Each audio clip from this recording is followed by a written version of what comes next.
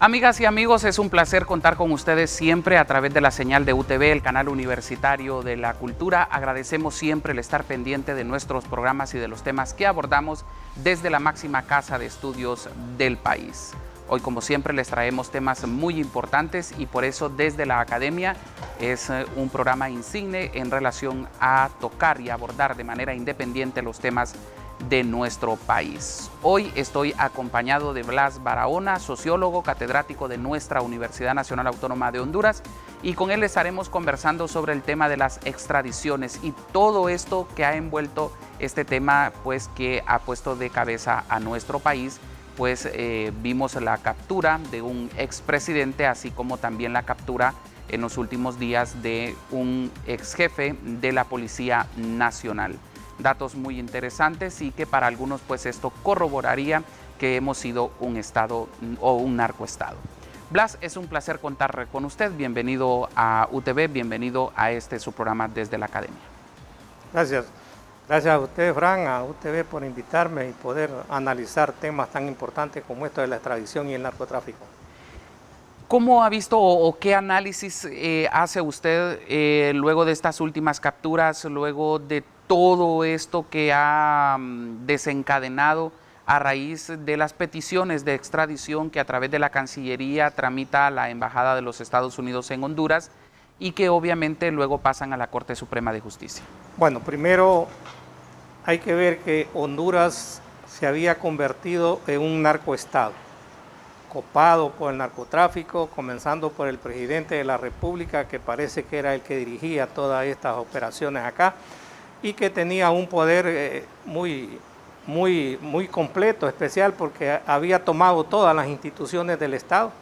Desde la presidencia, desde el Poder Ejecutivo prácticamente se estaba controlando todo, a policía, Fuerzas Armadas, Corte Suprema, Ministerio Público. Entonces, no se movía nada si no era con la venia y la decisión del presidente. Entonces, esto nos da la idea que lo que había en este país era un narcoestado. Un estado fallido que se había venido dando desde el golpe de estado del 2009 y después se convierte en un narcoestado. Hoy tenemos capturado, el estado ha capturado al presidente, al expresidente de la República, Juan Orlando. Tenemos un policía, que no es cualquier policía, era el jefe precisamente de la misma policía, el director general de la Policía Nacional. Y entonces quienes controlaban el trasiego, quienes controlaban los pasos, controlaban el tráfico a lo interior del país y por supuesto con contacto fuera del país. Entonces, y luego hay otros que van a venir. No solo estamos hablando de estos tres personajes que ya están, que son los más altos funcionarios, Tony Hernández, Juan Orlando y luego Juan Carlos Bonilla, conocido como el Tigre Bonilla. En la lista aparecen otra serie de personeros importantes que estuvieron vinculados en el Estado. En la lista esta que manda a los Estados Unidos, Engel y la Beninsky, ahí hay como alrededor de 20 o más personas vinculadas al Estado y vinculadas también al narcotráfico. Esto nos da la idea de que en este país no hay confianza en el sistema judicial, por eso Estados Unidos los está extraditando. Además es interesante porque ninguno de estos que se están solicitando en extradición tienen casos pendientes en Honduras. Vemos que ni Tony Hernández los tenía, no los tenía ninguno de los extraditados, 32 que se han extraditado, y ni el Tigre Bonilla ni Juan Orlando tienen casos pendientes acá. Entonces, eso significa que la extradición es un hecho, ¿verdad? Si no hay casos pendientes, no se pueden juzgar acá, y además los casos no pueden ser puestos después de que se haya solicitado la extradición de Estados Unidos en este caso. Entonces, lo que estamos aquí en la expectativa es, ¿va a ser extraditado Juan Orlando? Pues todo indica que sí va. No hay hechos que digan lo contrario. Además, las mismas pruebas que presenta Estados Unidos en las acusaciones son demasiado fuertes, ¿va? 3 casos que para algunos especialistas dicen que eso significa cadena perpetua, independientemente que se declare culpable o no, pues va a estar mucho tiempo allá guardado, ¿va? Acompañando a su hermano Tony Hernández. Blas,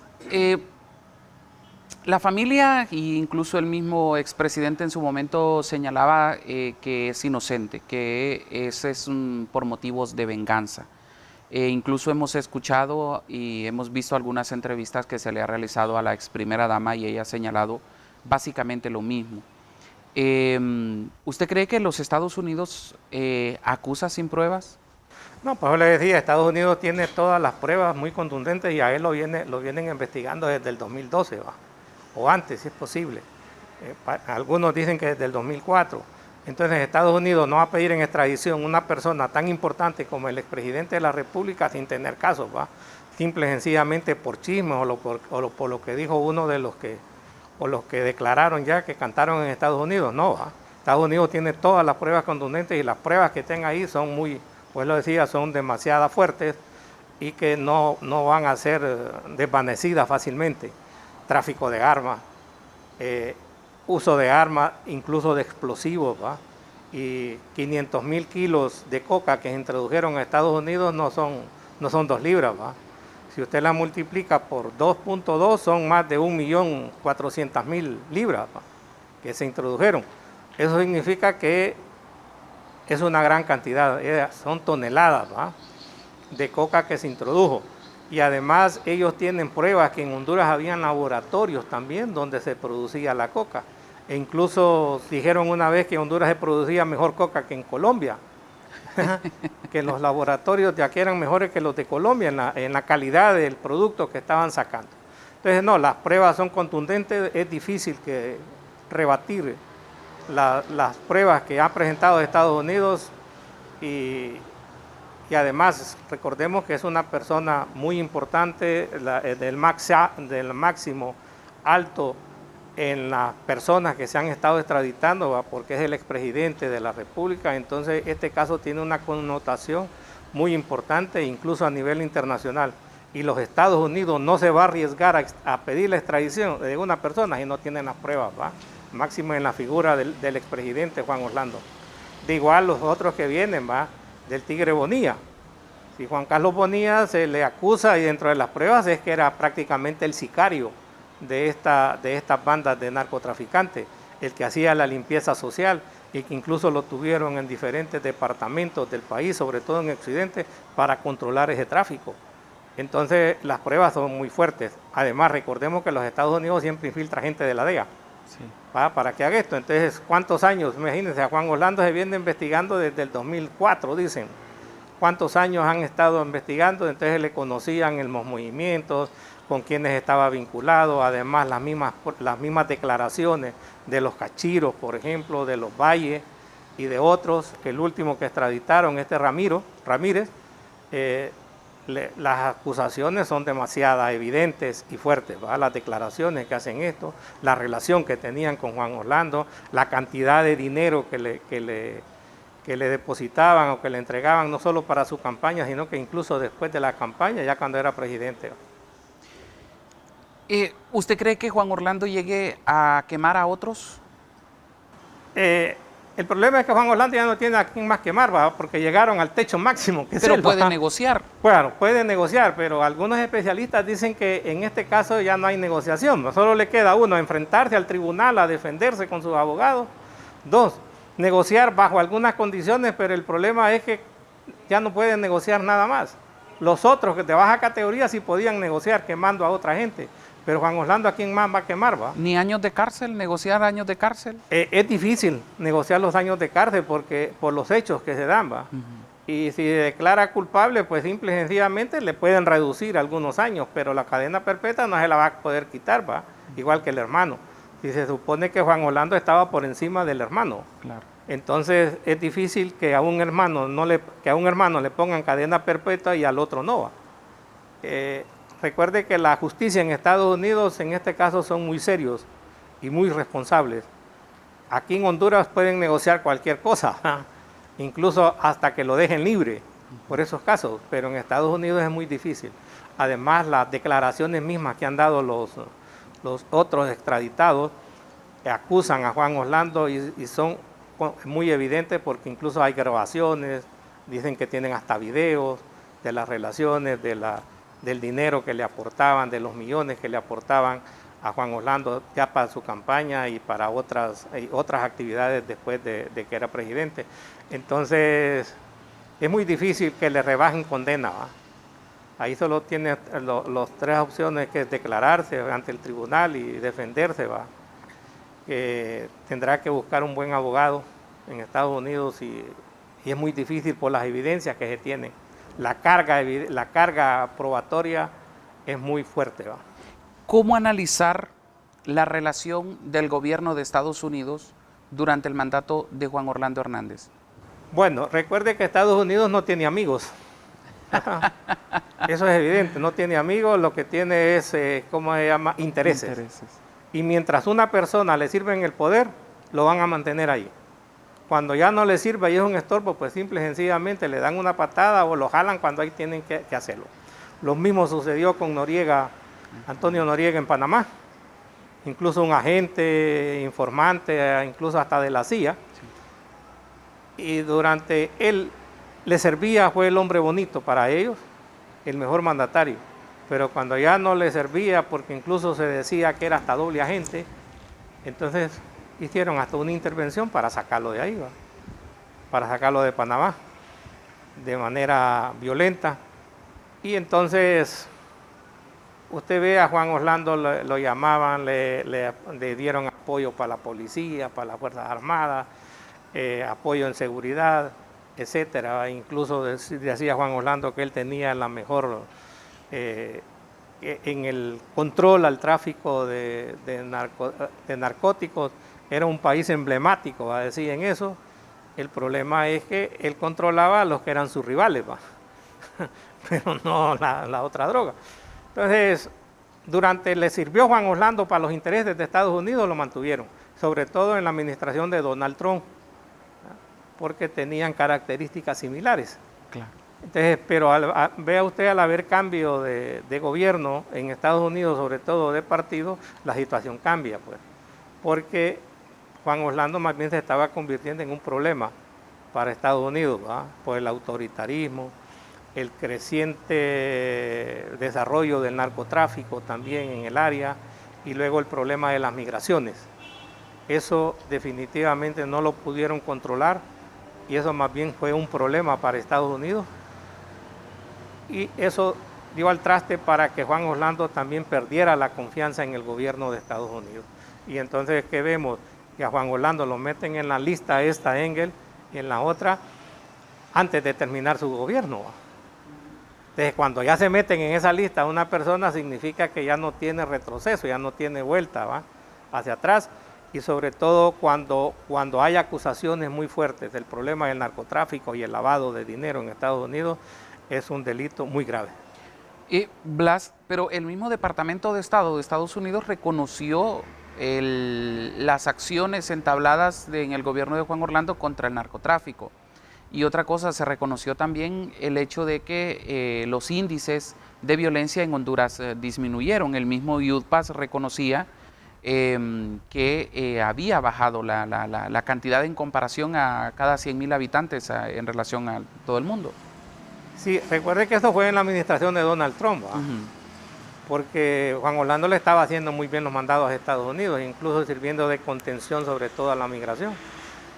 Pero al cambiar el gobierno de Estados Unidos, todo eso quedó al descubierto, ¿va? Que incluso habían cifras maquilladas, datos maquillados, y que el control del narcotráfico tampoco había sido objetivo, no era cierto que se había controlado en las dimensiones que ellos decían. Y luego, al haber cambio de gobierno, usted ve cómo Estados Unidos le da un apoyo incondicional, bueno, no tan incondicional al gobierno actual de Xiomara Castro, pero sí se vuelca, ¿va? Sobre estas acciones. Apoyo al problema de la justicia, de la seguridad y de la migración. ¿Por qué? Porque ya habían perdido la confianza en el anterior gobierno. Y entonces el mismo Estados Unidos, la Fiscalía de Nueva York declara que este es un narcoestado. Y cuando ya se declara que es un narcoestado, significa que es más que un estado fallido, es un estado controlado por la narcoactividad y por el crimen organizado. Ahora bien, desde 2017, si no me equivoco, Honduras no tenía un embajador, porque, bueno, creo que desde antes Honduras no tenía un embajador. Creo que fue el señor James Nealon el último embajador que tuvo Honduras, porque luego estuvo la señora, bueno, que ella fue la agregada económica, si no me equivoco, que fue prácticamente la que al final pues dio a conocer cuál era la intención de su gobierno en el tema de la reelección del entonces presidente Juan Orlando Hernández. Hoy se habla de la llegada de una nueva embajadora. ¿Trae algún significado eso? Por supuesto, porque si usted ve desde el 2017, bueno, tantos años sin estar sin embajador, porque la última era esta señora Fulton. Fulton, sí, que fue la que... Pero ella era una agregada comercial. Era una agregada comercial, sí, pero que era el que tenía el nivel o estaba a ese rango de las relaciones diplomáticas. Y que fue esta señora Fulton prácticamente quien legalizó la reelección de Juan Orlando, ¿va? Aunque la OEA, se acuerda, dijo que había que volver a repetir las elecciones, sí, porque había habido fraude, habían habido conflictos muy serios, reñidos con la ley. Entonces dijo que, bueno, que ella declaró que sí, ¿va? Que las elecciones han sido claras, transparentes, al final fue Estados Unidos, ¿va?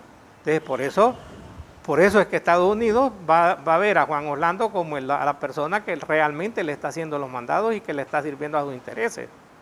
Entonces, aunque no desde el punto de vista diplomático, el no tener un embajador de Estados Unidos aquí significaba que en el fondo no reconocía a este gobierno, que había un rechazo. Pero mientras le sirvió, sobre todo en el aspecto militar y quieras o no, incluso del mismo narcotráfico, ¿va? Juan Orlando le fue una persona fiel. Sí. Pero ya después las evidencias fueron tan claras después de la extradición de todos estos 32 personas, porque no es cierto que todos han sido extraditados, ¿va? La mayor parte de ellos se entregaron. A los Cachiros, los Valle, Don H y los otros, ¿va? El mismo hijo de Pepe Lobo. El mismo hijo, sí, de Pepe Lobo, todos estos se entregaron. Sí. Entraron en negociación con la DEA y entonces se entregaron para reducción de condena. Incluso el mismo Tony Hernández, ¿va? Tony Hernández no lo extraditan, se va prácticamente a entregar. Lo agarraron allá en Estados Unidos, ¿va? Sí. Entonces, Juan Orlando no ha extraditado toda esa gente. Esa es también una mentira, una falacia que nos metieron, que es toda la extradición. Lo interesante de esto es que en el gobierno de Juan Orlando, cuando él era presidente del Congreso Nacional, se emite esta ley de extradición, que realmente no es una ley, es un acuerdo, es un acuerdo o un adendum a una ley que había anteriormente, sin sospechar que esa misma ley se le iba a aplicar a él, ¿va? Lo más contradictorio, igual que la creación de la policía militar, que él la crea como su guardia pretoriana, después es la que lo agarra. Entonces, son cosas que no se imaginaron y tampoco se imaginaron que ese poder que tenía tan omnímono se les iba a desbaratar. Sobre todo con el cambio de gobierno, al perder las elecciones el Partido Nacional, entonces se comienza a descuajar y a descubrir, ¿va?, todos los actos de corrupción que han habido en ese gobierno, actos de corrupción vinculados precisamente al narcotráfico. Entonces Estados Unidos eso no lo puede detener y tampoco puede encubrirlo, ¿va? Entonces también la venida de algunas personas antes de las elecciones nos da a entender, ¿va?, que ellos vinieron a poner claras las cosas a Honduras. Comenzando por este señor que vino antes, se me olvida el nombre, que vino a decirle a las Fuerzas Armadas, miren, el papel de ustedes es ser garantes de la democracia, que hayan elecciones transparentes, ¿va? Y luego la venida de la vicepresidenta de Estados Unidos, sí, a Honduras, a la toma de posesión de la presidenta Xiomara Castro, también nos da a entender, ¿va?, que es un gobierno que está reconociendo al nuevo gobierno electo democráticamente y por una mayoría abrumadora, y que también es un desconocimiento a las acciones del anterior gobierno. Y luego vea que viene la señora esta, la generala del Comando Sur, ¿va?, acantonado en Miami, también a reconocer el gobierno y ponerse a las órdenes. Y que vienen en fechas clave, ¿no? En fechas clave, por supuesto, ¿va? Usted ve que viene esta señora, que es la jefa del Comando Sur, y en la siguiente semana están ya la orden de aprehensión extradición y de extradición de Juan Orlando. Entonces, ¿qué nos da a entender esto? ¿Va? Que Estados Unidos tiene cartas guardadas e incluso para seguir extraditando y que puedan ser que en esas extradiciones vayan algunos exministros del gobierno de Juan Orlando. Eso le quería consultar. ¿Qué cree que va a pasar de ahora en adelante? Bueno, ya cayó el expresidente, ya cayó el Tigre Bonilla, ex jefe de la Policía Nacional, que entiendo que él ya hacía un buen tiempo que estaba la orden, ¿no? Pero no la habían ejecutado. ¿Qué cree que va a pasar de ahora en adelante? Bueno, van a seguir solicitando extradiciones. El gobierno de Estados Unidos al gobierno de Honduras. Se mencionan algunos dentro de esa lista, ¿va? Que algunas son especulaciones, otras ya vemos que están en la lista esta Engel, como el caso del que fue ministro de Seguridad, Corrales, Arturo Corrales. Se habla del ministro, después del otro ministro de Seguridad, Pacheco.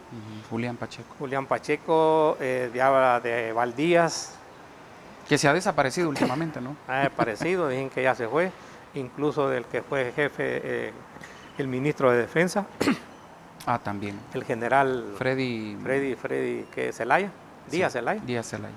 Bueno, y casi incluso todos algunos jefes de las Fuerzas Armadas, ¿no? Jefes de las Fuerzas Armadas, porque si usted ve hace todo un estudio de las declaraciones que ha dado el capitán Orellana, involucra no solo al que era el ex ministro de Defensa Díaz, sino que también el que había sido ministro antes que por cierto es primo de Juan Orlando también, apellido Reyes, hijo de Asterio Reyes. Y que fue diputado, y fue ministro. Fue diputado, en el gobierno de Pepe fue designado presidencial también, y después en el primer gobierno de los 4 años, Samuel Reyes fue ministro de Defensa.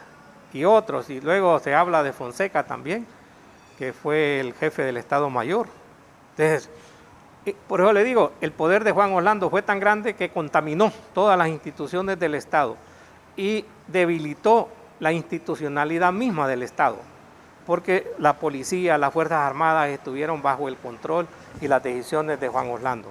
Esto nos da a entender entonces que estas instituciones estaban infiltradas por el narcotráfico y que además desde arriba, desde el Estado mismo, desde el gobierno, ¿va? Se infiltraron, se pusieron a la disposición del narcotráfico a estas instituciones. Entonces hoy vemos que hay una debilidad institucional, se ha perdido la credibilidad en estas mismas instituciones y que este nuevo gobierno tiene una tarea muy difícil realmente en restituir esa institucionalidad y sobre todo devolver la credibilidad a todas las instituciones del Estado vinculadas a la corrupción y al narcotráfico. Y también el otro problema serio es esto de la impunidad, ¿va? Porque con el narcotráfico se cometió una serie de hechos violentos por limpieza, por control de territorio, por control del corredor del tráfico de la droga, y entonces todos esos hechos quedaron en la impunidad y fueron violencias que se cometieron desde el Estado mismo. Ahora, ¿cómo resarcir todos estos derechos que se le fueron quitando a algunas personas por muertes, violencia e incluso secuestro? Entonces, no solo era el problema de que era un narcoestado, sino también un hecho donde se cometieron violaciones a los derechos humanos desde el mismo Estado. La ex primera dama la hemos visto visitando diferentes organizaciones protectoras de derechos humanos y ella ha señalado que al expresidente pues se le violentaron sus derechos en la forma como fue capturado, en ponerle esposas en las manos, grilletes en los pies, exhibirlo, dice ella, y que al momento de la presentación pues hasta ahí en el lugar le hicieron el examen físico, no lo llevaron a un lugar privado, sino que ahí delante de las cámaras y delante de toda la gente que estaba. ¿Usted qué piensa? Bueno, a todos los extraditados les han hecho lo mismo, les han puesto los mismos grilletes, les han hecho la misma conducción a los a los centros de detención. Y entonces en el caso de Juan Orlando no es algo extraño, pues. Y que fue lo mismo que Juan Orlando le aplicó a los otros, que extraditaron, ¿va? Que han sido extraditados, e incluso vemos gente que la agarraron, como aquel muchacho que lo acusaron de haber quemado la puerta de la embajada de Estados Unidos, que estuvo preso político, y que se descubrió, después se dijo que no había estado ahí, ¿va? Que ahora sale libre con esto de la amnistía. Entonces, no, la señora tiene por supuesto que defender y no va a acusar a su esposo, ¿va? Que es un narcotraficante o que estaba involucrado en estas actividades. Igual, él tiene sus derechos, por supuesto, pero hay que ver hasta dónde, cuál es el límite de esos derechos, ¿va? De esos derechos humanos que dicen que se le han violado, porque de igual forma se violaron derechos en el gobierno de él, mayores, porque incluso hasta muertes. Todos las protestas, las manifestaciones del 2017 contra las elecciones fraudulentas que hubieron, son hechos que han quedado en la impunidad, ¿va? Más de 20 muertos que hubieron en las calles reclamando sus derechos, jóvenes que fueron metidos presos y sin tener las evidencias fueron acusados, y todos estos narcotraficantes que se han extraditado igual se les han aplicado las mismas normas o reglas que se le han aplicado a Juan Orlando. Entonces es difícil, pues. Claro, uno hay que ponerse en la piel, en la persona de su esposa, ¿va? Porque nadie va a acusar, en este caso de ella, a que su esposo es un narcotraficante o que estaba involucrado en violación de los derechos humanos, ¿va? Sí. Entonces aquí los órganos de justicia tendrán que determinar realmente hasta dónde hubo o no hubo violación a sus derechos en el caso de su aprehensión. ¿Beneficiará al país esto? Por supuesto que no, ¿va? Y no lo beneficia en nada, porque hoy Honduras está en la picota internacional como un narcoestado, como un presidente, ¿va? Que era el que conducía y dirigía todas estas operaciones de los narcoestados, incluso de los carteles, porque se habla del cartel Hernández, ¿va? Que no solo era, se ve toda la familia involucrada en esto. Esto nos deja a nivel internacional con una mala imagen, un problema de inversión para este país. Nadie quiere venir a invertir a un país de narcoestado, donde lo que predomina es la violencia. Y si nosotros vemos en estos meses, en estos últimos días, cómo ha crecido la violencia en este país, con mensajes muy subliminales, ¿va? Como queriendo decir, bueno, nosotros en el gobierno anterior habíamos bajado la violencia, pero ahora se está incrementando de nuevo. Lo otro es que esos espacios del narcotráfico otro los va a ocupar. O sea, el narcotráfico no lo van a poder erradicar tan fácilmente, porque existen otros carteles, sí. Y van a surgir otros líderes de esos carteles, o están surgiendo. Entonces hoy lo que vemos es que hay una violencia precisamente disputando esos espacios, o queriendo tener control de esos territorios, por lo atractivo, por lo bonancible que es el dinero del narcotráfico, independientemente de la violencia que exista o de las personas que haya que eliminar para apoderarse de esos territorios. Entonces, o sea, mientras no haya una decisión política en querer erradicar eso, y además con la venia y con el apoyo de Estados Unidos para el control del narcotráfico, va a ser difícil poderlo erradicar de manera tan fácilmente. Este gobierno definitivamente tiene tareas muy difíciles que llevar a cabo, ¿va? Una es recobrar la institucionalidad, el problema de la violencia, el problema de la seguridad heredada desde años anteriores, no se puede erradicar de la noche a la mañana. Por lo tanto, a este gobierno que viene empezando no le podemos decir que haga limpieza o que haga del país un país más atractivo, sobre todo para la inversión y con una imagen a nivel internacional, o recobrar esa imagen. Es difícil. Vemos que hay un gobierno que no puede hacer nada porque este estado lo han dejado destrozado, ¿va? Sin fondos, sin recursos, con un problema serio de corrupción, que también hay que limpiar esa corrupción, y este gobierno no lo va a hacer en un año, ¿va? Ni en 2 años. Esto es difícil para este gobierno. Primero porque es un gobierno que lo han dejado prácticamente manos arriba, sin poder decidir, sin poder accionar, ¿va? porque no cuenta con los recursos suficientes para poderlo hacer. Así es. Blas, le agradezco mucho que nos haya acompañado, esa disponibilidad de estar siempre con nosotros cada vez que le pedimos que nos acompañe. Es muy valioso pues conocer el análisis que usted como sociólogo, como hondureño realiza sobre los diferentes temas del país. Muchas gracias. Gracias, Abraham. No, gracias a ustedes por la invitación y sabemos que estos son temas muy candentes, calientes incluso, ¿verdad? Pero bueno, hay que analizarlos, hay que discutirlos y darlos a conocer también, porque hay que conocer las diferentes versiones de estos tópicos. No, gracias y esperamos poderlos apoyar y que nos sigan invitando para discutir problemas de carácter nacional. Así es, aquí Gracias. tiene las puertas abiertas. Muchas gracias. Gracias a todos ustedes por habernos acompañado. La invitación es siempre que esté con nosotros, que nos siga a través de las redes sociales de UTV, el canal universitario de la cultura. Usted las puede observar en la parte baja de su pantalla. Síganos, comente nuestros programas y nosotros estaremos al tanto siempre de todos sus comentarios. También nos encuentra en YouTube y ahí puede encontrar los programas completos para que usted pueda informarse mejor y conocer desde la academia el punto de cada uno de los que formamos parte de esta casa de estudios. Soy Franz Rivera, nos vemos en la próxima emisión de su programa Desde la Academia.